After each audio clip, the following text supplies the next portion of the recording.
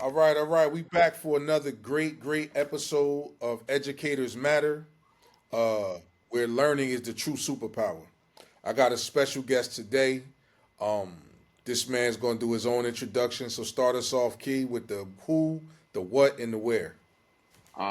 My name is Ke-Shaun Jones. I'm an educator, and I'm an educator in the city of Atlanta, charter school, public charter school, and just thriving there, down in a little Cool. How bit. long you been doing that?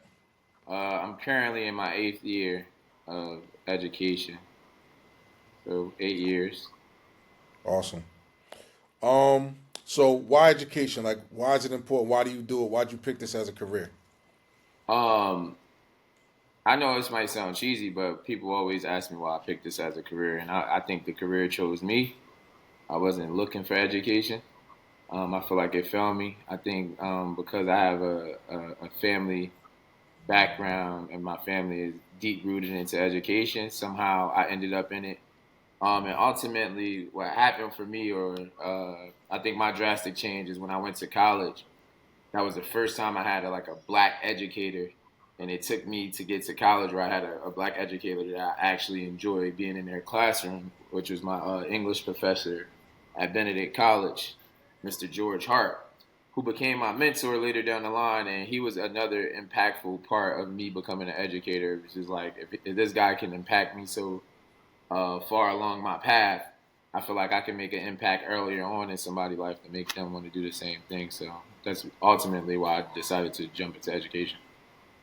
Got it. So is that what you love about it, or is there some other things that you love about education? What I love about it is that I get to be my authentic self. It might be because of where I'm working at, the organization that I work for, but ultimately, I feel like I see a lot of me in the kids that I serve. So, ultimately, I just feel like I'm back able with the ability to be able to help out people in the community that I come from, or a community that's like my community. So at the end of the day, I think ultimately I see a lot of my kids, or a lot of me and my kids, as I chose this profession. I think ultimately that's what made me happy. Like, I always, even when I had memories or moments where I feel like it's over for me and I'm ready to move out of education, it's just like my why is the kids that I serve. So ultimately, that's the reason why I keep coming back, and that's what makes me happy. So you mentioned being authentic. Say a little bit more about it. Is that something that's rare? I mean, in my book, I have a chapter about being authentic, but I would love to hear your thoughts around it. Haven't mentioned that. Yeah, when I say be my authentic self, I feel like I don't have to put on a facade, or I don't have to put on a voice and show up to be something that I'm not. I'm very much um, I could be soft spoken, but at the same time, I'm a people's person. I always was the person that the life of the party, if you will. I still get to be the life of the party. It's just that this time I'm doing it in front of kids, and I get to do it for kids. And when I say I'm the life of the party, it's not just for the kids; it's for my entire school. So I get to come in there. If I'm the teacher, very much so, that's playing the music in the hallways when you come into the building. You step into the building. I don't want it to feel like you at a place you don't want to be. When you walk Hmm. into the building and I'm a part of that culture and that environment, you're gonna very much feel like you belong. So when I say I get to be my authentic self, I'm playing music. I'm kid like, so I still get to be a kid. I still get to play around. I joke a lot, but when it's business, it's business. But at the end of the day, like, if you walk inside my building, it feels good when you hear kids from kindergarten all the way to eighth grade who want to stop past your class and come see you just because they can relate to you. So when I say I be in my authentic self, I don't hide nothing from them. I let them know that I make the same mistakes that y'all make, and look how far I came. You can be able to do the same thing. So, For sure, for sure. Appreciate that answer. Um, what would you say is your biggest pain point, or one of the biggest pain points in education for you? um, well, for me, I've been in the same. Thankfully, I've been in the same the same organization in the same school for the last 8 years. Where I started is probably where I'm going to finish when I'm done with education. Maybe I don't want to say that is going to be. I haven't seen education outside of this realm. Um, One of the things that I think that's a pain point for me is like parent accountability. Sometimes I feel like our parents aren't held to the standard that teachers are held to, or we hold their scholars to, and I feel like we need to find a way where we feel like or a way that we make parents our partners, like we in this together. Um, because I don't care what anybody says, not one person can raise one child. It literally takes a village, and teachers are a part of that village. So I think one of my pain points is like that moment where parents are, I think, based off of what they went through in school and how whatever mishaps they had or misfortunes they had with their teacher is kind of falling back on the teachers now, and it's just like it's already a thin line of like, can I trust this teacher? And I just wanted to be like, yo, listen, I'm literally, or we're literally here to help. That's it. Right. Like there's no other way or no other thought process for us but to think about helping you out. And I wanted to let y'all know that we're partners in that. So that's one. And then I think two, another pain point I had is that when when it feels like school can't be a joyous place, because Mm-hmm. you have to. I know there has to be structure, but it's also our culture is everything. So I think when you try to shy away from what we come from, that's another thing that I think will pinpoint, where it's just like, yo, I want to decorate my class where my kids come from, rather than Black history doesn't just live in the things that we used to, or we have to go look up on Google. We ain't never go to a family and be like, what's your history? Let me put Right. a family member on the door. So things like that, which is, I think it's slowly changing, but for me, I think it could change quicker. Yeah, for sure.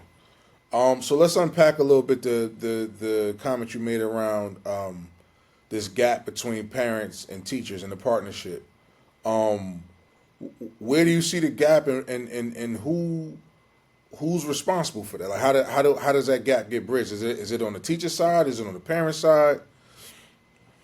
Um, like I said, I'm basically speaking from just where my institution is, or I don't want to say institution, where my charter school is. Uh, I feel like it's a lot of coddling that happened, and I don't necessarily blame a teacher or a parent. I think what happened is like once COVID hit, it impacted attendance. So it's like for us, it's like anything to get a child in the seat. Hey, mom, I know um, you probably can't get here. Is there anything we can do to get your child to school? Some of those things were like some of the things that hit me a little bit. Where it's just like I hear that, but I also had a mom where she had to where times was tough, and my mom figured it out. Not saying that she didn't need or she couldn't have used the help, but I'm saying she was held accountable, knowing that she had to get her kid to school and get her kid in the seat. So just having conversations, and right now in this realm of teaching, it feels like when I was coming up, the teacher couldn't be wrong in my mom's eyes. Like, she's an adult, you need to respect this adult. And now it seems more like my kid don't lie. My kid's not lying about one thing my kid don't do is lie, and it's just like, no disrespect, mom, but this is the perfect age where if you look at if you look at scientific facts, this is the age where they lie the most. So it's things of that nature where I think that was what pinged, but I don't think it relies on the parent. I think more communication. So with me, when I call parents, I don't just call them and speak on the bad about their kid. Mm-hmm. I always just call a parent and sometimes I just do check-ins. Hey, how you doing? And they'd be like, oh, what they do now? I'm like, oh, no, no, I was checking on you. How you doing? I just Yeah, wanted to for make sure. sure you straight. You know what I'm saying? Have Or some. yeah, so I wanted to build. I wanted to build. I built bridges. I try not to make the gaps. I try to close them. So I build bridges that way. I check in on family, and I'll just call a family like, "Hey, mom, I ain't hear from you. Everything straight, everything good." And it's just it could be the most simple conversations, but it helped me a lot within my classroom. It's just that me trying to figure out how to do that for a whole school system is a bit different. But I think just keeping communication ultimately to answer your question. Do you think if more teachers did what you were doing, what you do, and what you're talking about, would be the enough to bridge that gap, or do you think there's some other things that need to happen as well? I think it'll make a significant impact on that. But I think that also lies in being your authentic self. Like, don't try to go into a family and fake the funk, if you will. Not try to fake like you care if you don't care. Yeah. Um, the best example I can give is I had 2 years ago. I had a kid who is a new student, and he went home and told his mom something, and me and his mom had a conversation, and she was basically like, "Look at you! I hear you now. You lying, like you lying. My son don't lie." And I had to go through that stint, and I had to take a step back from it and realize, like, all right, this is a parent. She's new here, so she don't know who I am, what I'm used to. It's like usually I'm teaching somebody's little brother or little sister, but in this situation, this parent was a new parent. So what I had to do was I had to build a relationship with her mom. So I had to, with mom. So I had to do that through the son, and ultimately let her know, like, I'm not here to beef with your kid. I'm not here to go against your kid. I'm here to help him. So I want to make sure that we go through all the things to help him. And the good thing about this story is that ultimately when I started to help the kid and he realized that all the other kids was like cool with me, he wanted to feel like he was a part of the culture, and I never, or a part of my classroom culture, and I never shied away from that for him. I just wanted him to do that on his own time. So that conversation was in the beginning of the year, her like fussing and saying and calling up and like, yeah, I don't think Mr. Jones likes my son. By the end of the year, she buying me and him bringing us lunch, and that Right. ultimately was just me showing her like, nah, I'm here to help, and walking him to the car. Hey, mom, we probably got off on the wrong foot. Uh, is there anything I could do to make you feel better? And just being my authentic self and being like very apologetic with parents, but also still being stern and letting her know my expectations in the classroom and what I wasn't going for. So it was just like Right. it was one of those conversations like, hey, I hear you, but these are expectations that he's going to follow in my classroom. But I Right. want you to know that he's in good hands with me. Right. Right. So building trust. Building trust and building trust and being authentic. Yeah. Um, Tell me the experience that you've had with students with cognitive disabilities, students with IEPs, in the SPED world, if you have, and what's your thoughts? Um, right now in my current role, I have four scholars with IEPs. Um, it's tough. That's like this is my first year where I had to actually like experience it firsthand. I usually see it from a distance. It's been tough, but the supports that are put in place have been very beneficial to not only myself but definitely the scholars. So I'm all for it, and I lean towards it. And I know how appreciative parents are to know that their kid is safe with us and they're learning and we're addressing their needs based off of their IEPs that they have. So in my class, if you ever come, and it's crazy that you say that because if you ever come and you meet, I got a kid named Kason who comes to my class and he was nonverbal, but now every time he sees me, I kid you not, it don't matter where we are, how he walking in the hallway, you gonna hear yeah to let me know that I see him and that to let me know that he's here. So he'll come in my class. I can be in the middle of teaching, and he like yeah, but his mom is telling me that's he's getting into the habit of like just smiling more and saying things that she's not used to him hearing. And she was like, "Yeah, I don't know where he got this yerp thing from." And I'm like, "Yeah, mom, he got that from me because that's how we speak when we see each other. He'll say yerp and come give me a hug." But that's one thing I felt was a special moment to me because he's actually one of my favorite kids this year because of that bond that we made through that. So when he see me, he might not even listen to his teacher that he's going to small group until he makes sure. that I know that he's there. So it is tough, like teaching in that environment. But like I said, I have the supports there for him and myself. So it gets hard sometimes. But at the same time, I enjoy that. Like I enjoy being able to make a kid's day based off of whatever their needs are. So I actually like kids like that, honestly. What supports are in place at your current location that's Um, making it so sustainable?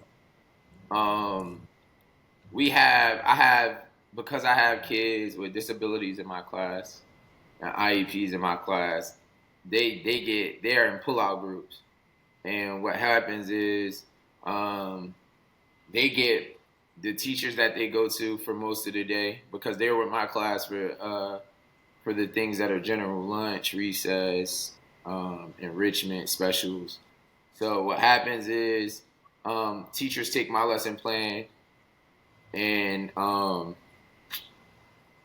they take my lesson plan and teach them to their needs of what they need in their lesson plan. So even if they're not getting the full rundown of actually what I'm teaching, they get chunks and pieces of it at a time. So some of the supports could be I know I have a teacher for anger management Hmm. that is there strictly for kids who are like trying to control themselves but is having a hard time doing it. I Right. have a teacher there who's strictly sped and teaching them right from my lesson plans and adjusting it to what they need.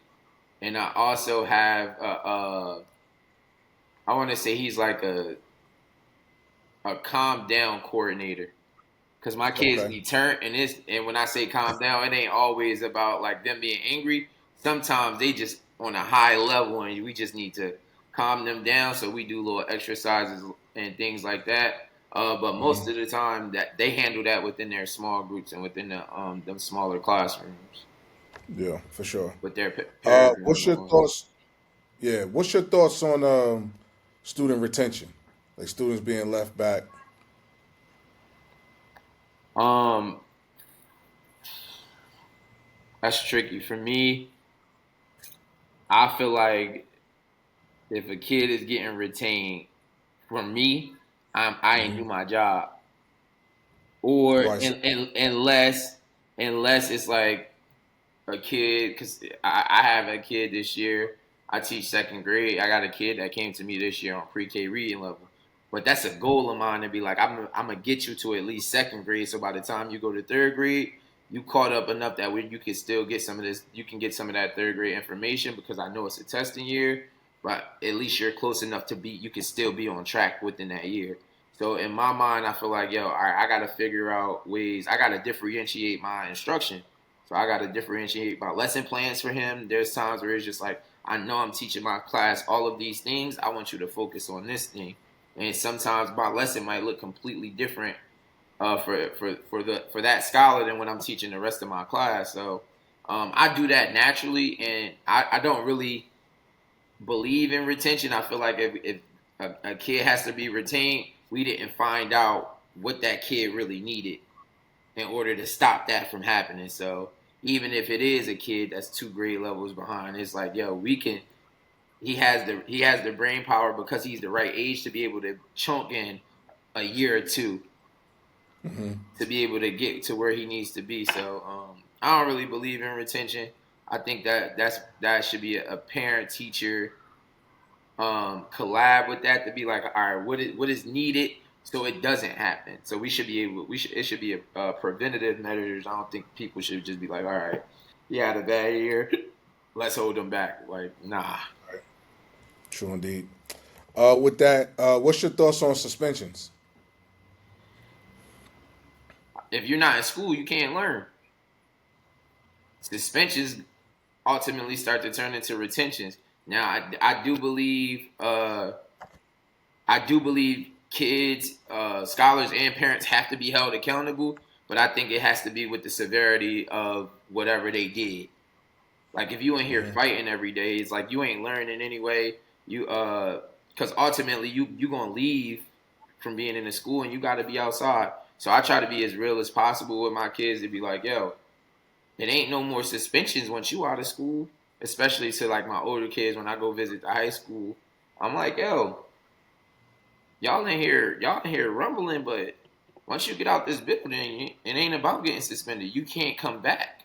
There's rules that you need to follow, no matter what. It's rules in place. In my ultimate thing, and I tell parents this all the time. Like safety is the number one priority for everybody. If you ain't safe,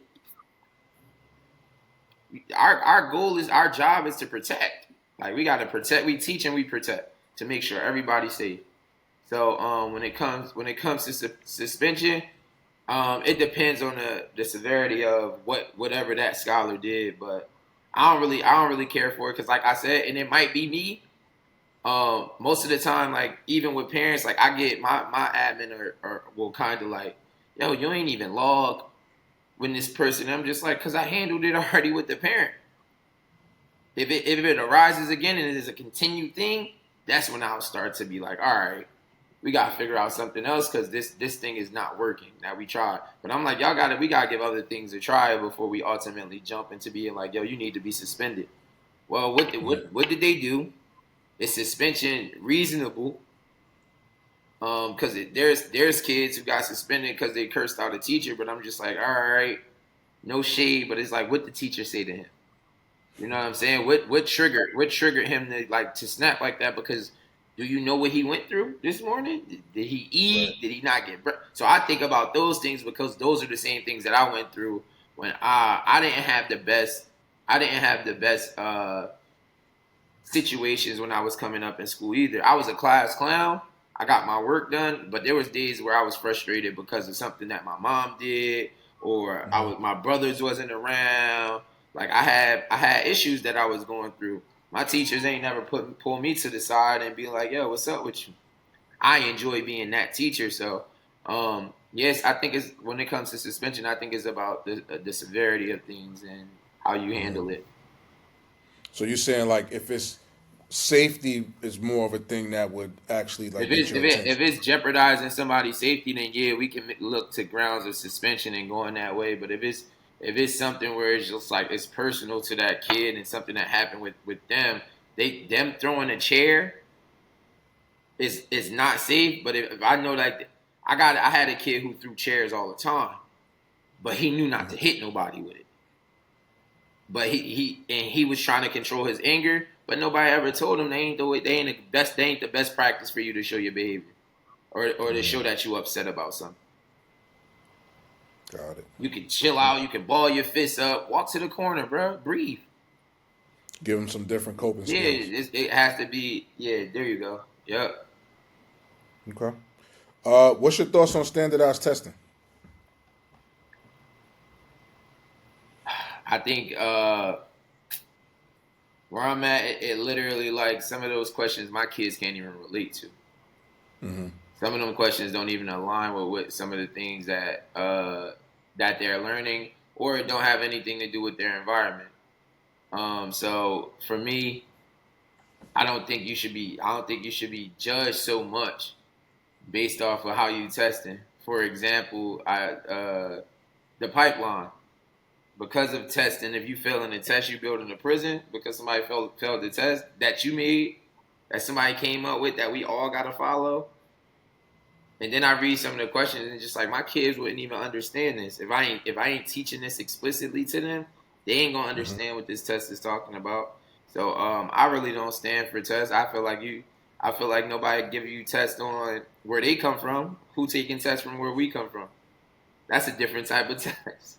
You know what I'm saying? Right. So yeah, I don't Right. stand for standardized testing. I get it what they were trying to do, but ultimately, I feel like it's deep rooted into other things. For sure. Um, the perception of education and teaching shift as a parent. You're a parent, correct? Yeah. Do you look at it differently as a parent than not being a parent? Yes.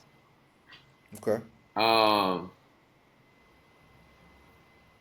no, I'm lying. I don't. I think what happens with me is because I'm a teacher, I know what the expectations are, so I put those same expectations on my kids. Um, but that goes into how because I'm a father, how I am in the classroom as well though. Because you have a lot of teachers who aren't parents. So I'm just like So you then, so let's get into that. Let's unpack that a little bit. Do you okay. think teachers who are parents move differently than teachers who are not parents? Absolutely. Okay, so let's unpack that a little bit. What's Okay. your thoughts there? So I see this daily, like even with when it comes to frustrations with teachers who don't have that much that don't have good culture in their classroom, and like how they can flip so easy or give up so easy after they feel like their kids are just like there's not many days I feel defeated because I have kids of my own. Yes, I had to um, figure out how to be a dad. I don't feel like you'll never stop figuring out how to be a parent. You're always going to learn new things. I think teaching is the same thing. You learn that you're learning as you're going. So, Right. but yeah, I feel like some teachers are just like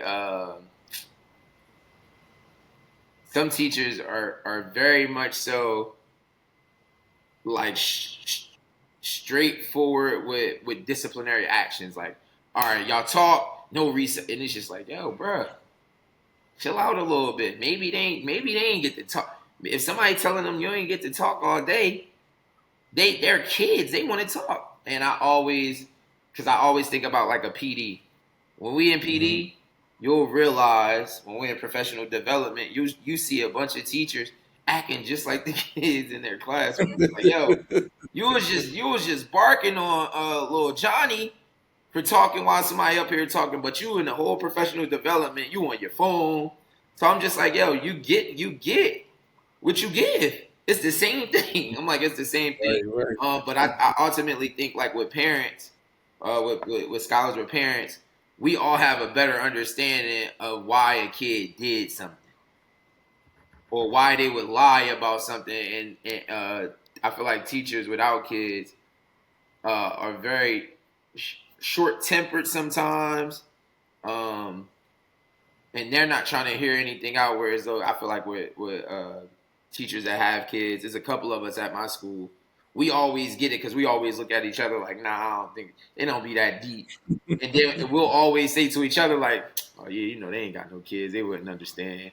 Yeah, so Right. we always find ourselves saying that. So I do think is a difference. I do feel like we need the balance, but I always ultimately feel like yeah, it's definitely a difference. I'm way more lenient with my class than a teacher that with my pod mate. She be like, nah. What right. What advice would you give to a teacher who does not have kids who might be struggling in the way that you mentioned? Um, Two things that I learned as like being a teacher, and ones without kids is just like, yo, give yourself grace. First and foremost, you gotta give yourself grace, and secondly, give these kids grace because and even with me, I had to learn this. It's just like just because you think they know something doesn't mean that they know it. Maybe they ain't get taught what you think they should know. Like Yeah. y'all don't know to sit in y'all seats. I'm like, yo, some kids don't be sitting down. Some kids be like even when you come in my classroom, that's what I'm saying when I say like the structure of things. When you come in my classroom, if my class is working, don't come in there and bother a kid who you see standing up, like and then now you in there like a teacher with kids would be like, all right, they doing their work. I ain't gonna even. Somebody without Right. kids, I felt like will come in my room like, "What? Sit in your seat." And it's just like now they ain't even trying to do the work. Like, oh, gotta make no. I'm just like, yo, if Right. they're working, why bother them? Right. So, my advice to them would be like, yo, give yourself some grace, and also give your kids some grace, and always, always, always ask questions and seek advice. That's what Yeah, for everybody's sure. there for. So reflecting a little bit about back when you were a student, elementary, middle, or high school, and now as a teacher, what do you see that has changed and or hasn't changed, and what has changed for the better, for the worse? Like, what's some comparisons? Um, I could do both. I think one of the things that changed that was good is that, or for me, because I Mhm. don't know how other schools are, Right. um, how cultured schools are now. You see a lot of black men, you see a lot of black women, you see a lot of young black men, a lot of young black women. You have a melting pot, if you will, of different people in a classroom teaching your kids. And I think another good thing that happened from when I was a kid is that I love seeing teachers now, and kids get to see teachers who look just like them or come Hmm. from backgrounds that are just like theirs, who are relatable to them. Whereas when I was a teacher, my teacher was always older. Like I'm talking about like super older. Was always like an You older. say older, what you mean? Yeah, You know, I'm like still a vintage. You know. my teacher was always like a older white lady in her late 40s to 50s or older. Like I always had older white teachers. I had two black teachers who need, and I can the thing that's another thing about impact on teachers. That's another subject. But I remember all my teachers from kindergarten all the way up to I think to middle school, and then after middle school, I had such a rough time in high school. I only can remember one teacher, and then I remember Hmm. my professor from college. But out of all Hmm. of those teachers, I only was taught by one black male, and that was my college professor. Hmm. But the good thing now is like it's a melting pot of teachers. Um, there are a lot of teachers that relate to the kids way more than how it was when I was a kid. And Hmm. I would say a bad thing, and I'm a stick beside this. A bad thing is just that I feel like the roles reverse when it comes to who parents are putting their trust in, and it's like, yeah, I know that's your kid, but I wouldn't call to hurt or harm or get your kid in trouble. And when I was coming up, it was like, yo, your teacher said you did it, you did it. So, and I used to do things, but it was times, because I ain't gonna lie, it was times where I'm like, nah, mom, she lying for real. Like she really lying. And my mom was like, I don't care. You ain't gonna disrespect no adult.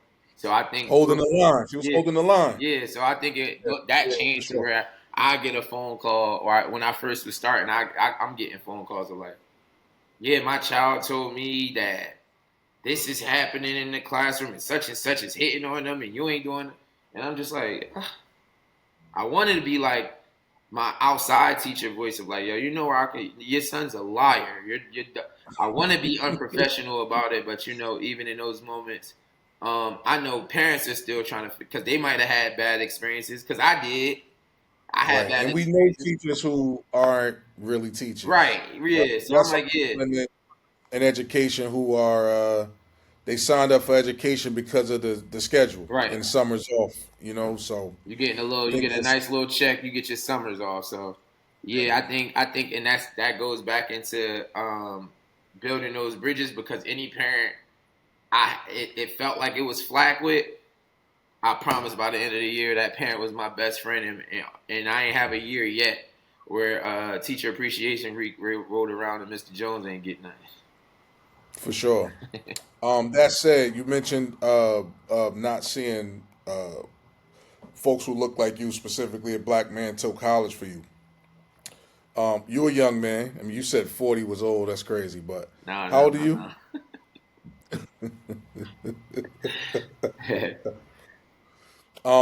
But you represent this small minority of black male educators. A lot of people refer to you guys as unicorns, right? It's like 1%, in some areas less than a percent. What's your thoughts on that? I think us being unicorns, I think that holds some type of value, but I feel like this is a profession that's been women dominated for so long that it was frowned upon for a man to walk into a classroom. But now I think that because we're showing up so much, and because there's like in my class or in my school, just downstairs K through fourth is about uh 12 black men in the school, and then middle school.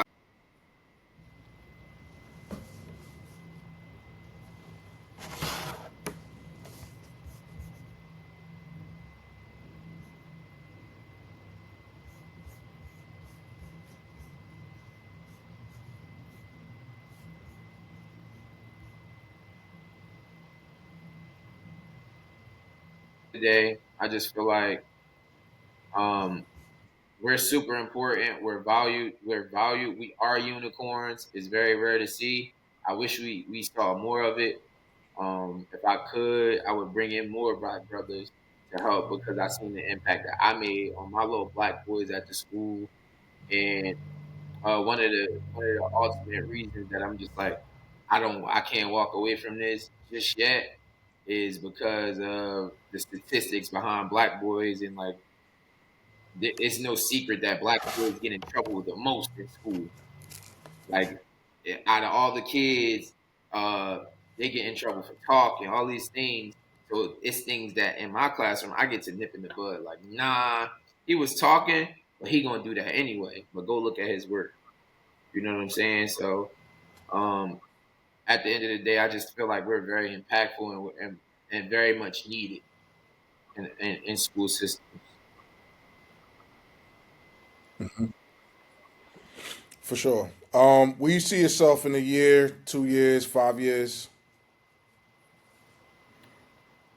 Man, not to toot my own horn, I already had top. I done had top. I feel like when I got into education, there was goals that I set for myself that I accomplished already. Um, which was my first goal was be someone's favorite teacher, and I feel like I'm at a point now, 8 years in, where it's just like I, uh, if not another teacher, I don't know another teacher where kids will say that teacher is more of my favorite teacher than Mr. Jones. Like if you walk through my classroom or if you walk through the building and you like, yo, who Mr. Jones? They gonna be like, oh yeah, that's one of my favorite teachers. If you, especially, I got kids who I'm their favorite teacher, never taught them. And kids who stop past by my classroom all the time. So I think that was one of my the first things I was just like, yo, I'm gonna make them remember who I am while I'm in this space. Is like I can't wait till all the kids know who I am. And I seen it happen with one teacher when I first got a job as a teacher, where it's just like he like, yo, I taught all the kids from K through eighth, and now I'm in that position. Like, yo, I taught every kid in the building, or I taught a sibling here. And it feels good where it's just like it be new kids wanting to stop past my classroom just to say what's up to me. And I think that also speaks back to it being my authentic self. So I accomplished that. I accomplished teacher of the year already. I had top data in the region. I became grade level chair 3 years ago. Um, and we got early literacy recognition from the state of Georgia. So it was like those were the things that I wanted to do while I was a part of the classroom. I never Right. really had goals to move into leadership until people started to ask me to be like, yo, do this, try this grade level chair thing. Then we can see what next steps you can go from there. But last year, I ultimately decided like I just enjoy the classroom and I enjoy being around kids, and I didn't want to walk away from that just yet. So, I would say in the next two Yeah. years, I want to complete 10 years as a teacher. So I want to complete 10 years where I'm in front of these kids and like, yo, I taught kids for 10 years, and then maybe move into leadership. But I feel like if I get my 10 years in, which will be in the next 2 years in the classroom, if I get the opportunity where somebody like, yeah, we need you to move up because I feel like I get to touch more kids, then I do that. But right now, I see myself still in the classroom trying to make an impact for my class size. For sure. So let's take a moment to dream for a bit. If you could wave a magic wand and create your own school, what would be one or two things that you would have in your school to make it that dream school? Um, this was no shade. I was thinking about this the other day. There's no shade to little girls or women or anything like that, but I was thinking like an all boys school run by all men, just to see how well that school could perform. I know it's schools like that, but I wanted to be schools just like charter schools, like a KIP that's placed in these lower income um, uh, places in the city, these urban areas, and see what impact we could make. Because I just feel like back to like you saying or the statistics of men being so low, like and us being unicorns, is like what if we were able to do that? And I'm pretty sure it would probably be like a couple women in there, but if you will, it would have been um, an upside down pyramid where it's just like majority of the people that work for my institution would be men, and it would be for all boys school. So, and I would challenge, and the challenge would be like, how could we become the best in the state? How could we want other people to come to this school? How could we want parents to send their sons to our school? So ultimately, if I could make a wave of magic wand, it would be like, boom, all boys school. We're gonna have the same type of. It's gonna be. We're gonna come up. We're gonna be suited and booted. And then we're gonna have our Fridays where it's like dress down, be yourself. Let me see if you got swag. So I think ultimately, all boys school, majority ran by men, and like being your authentic self would be that drive for us. It's like, yo, come to school and be who you are. True indeed. I'll leave you on this question here. Um, what message would you like to send to educators out here, people who've been in the game for a long time, people who are just starting out, might be feeling discouraged, depending upon what time of year it is, or they might be dealing with that parent, like you mentioned, that's calling and don't trust and think they're not being honest or whatever. What message you want to send right now to those looking at you as someone that they can be motivated by? Um, my message is simple, man. But believe in yourself, but believe in your kids even more. You never know if you're the first smile that they see. You never know if you're the first person that cared for them. So always take a moment to put yourself in the scholar's shoes. That if they are giving you a hard time, it might be something that's causing them to give you. You might not even have anything to do with it. Stay grounded. Always, always, always remember your why. If you don't have a why, find your why of why you do this. Um, and just keep pushing through. Find your coworker that you cool with. Find your partners in crime. They will always be there to assist you. Do your check-ins and seek help. Trust your admin. Find an admin that you can kick it with. Their job is to make sure that you are supported. Make them support you. So you good. Or make them. That's Yeah, right. make them give you the support that you need. If somebody's telling you to do something, ask them to model it for you. It's all good to get a Model little it. model. When they walk you through it, that's how you get better. Practice is definitely always gonna make perfect. This might sound a little cliche, but literally take that lesson plan, or when you're doing your lesson, talk it through yourself in the mirror, record yourself. It's gonna be hard, but I promise you, when you get in front of the kids, you're gonna know exactly how to step. You're gonna know how to address misconceptions in the moment. But yo, always, always, always stay true to who you are. Be true, be genuine, and you're gonna watch these kids fall in line, and they're gonna love you for it. For sure. Key, I appreciate you, man, for making some Yes, time sir. and bestowing some words of wisdom. Great show. Can't wait to get you back on here. And be down in Atlanta to see you soon, man, and get eyes and observe some of the great work that you're doing Already. for our beautiful young kids, man. Thank you so much for coming on Appreciate you. to Educators Matter. You are an educator and you definitely matter, my bro. And listen, man, learning is it's the new true superpower, Word. man. So we appreciate you, man. Thank you so No much. problem. Yeah. Oh,